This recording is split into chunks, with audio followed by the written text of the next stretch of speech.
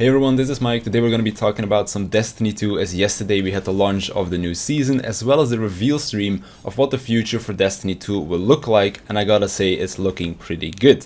Now, first of all, let's talk a bit about the new season, the Season of Arrivals, because that of course came out yesterday evening and we got a chance to play it a little bit. So first of all, the pyramid ships are finally here. We got an introductory cutscene as well as a couple of story missions to kick off this season's story arc, which will eventually lead up to the fall expansion, where they're going to be expanding upon this story quite a bit. Now, this is already a pretty big step up compared to the previous season, where all we got was just a cutscene. In my opinion, the story content from last season was very lacking, and pretty much everything that we got on day one for Season of Arrivals is already more story content that we had in the entirety of the previous season, so definitely going into the right direction right here.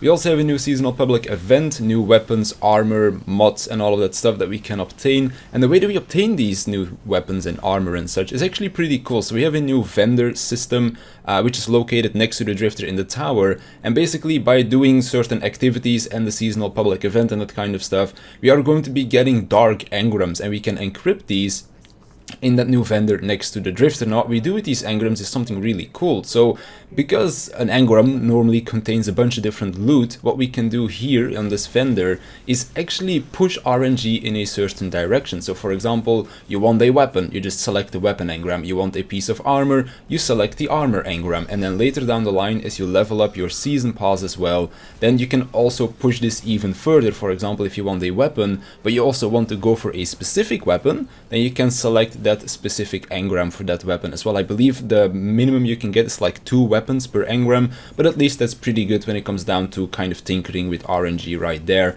So pretty cool engram system, definitely like it quite a bit. Now the one thing that I'm looking forward to the most is the new dungeon, Prophecy. Really cool thing about this one is that it is free for everyone, so you don't need the season pass, you don't need the expansion. It's free for everyone, so you don't even have to worry about needing to buy anything to try this one out. Of course, there is a high light level requirement for this one, so currently I'm just grinding out my characters to get my light as high as possible, so that I can try out the dungeon in the next few days with a couple of my friends. So that's all I'm going to be talking about for Season of Arrivals for now. I'll talk about it more in the future as I get to play a little bit more and then just follow up with my first impressions.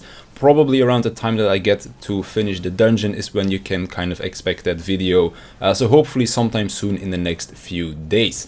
Now let's talk about the reveal stream, because we got some really exciting news about the new expansion, Beyond Light, that is going to be coming later this year on September the 22nd. But we also got the names of the 2 following expansions as well, the Witch Queen and Lightfall, but we don't have really all that much information about these 2 just yet, other than a cool picture of basically the splash screen. But it's really cool to see that we already know the 2 following expansions as well, because that means that Destiny 2 is going to be around for quite some time. Now, let's talk about Beyond Light. We'll be getting a new destination, Europa, as well as the Deepstone Crypt, which is going to be our new raid area.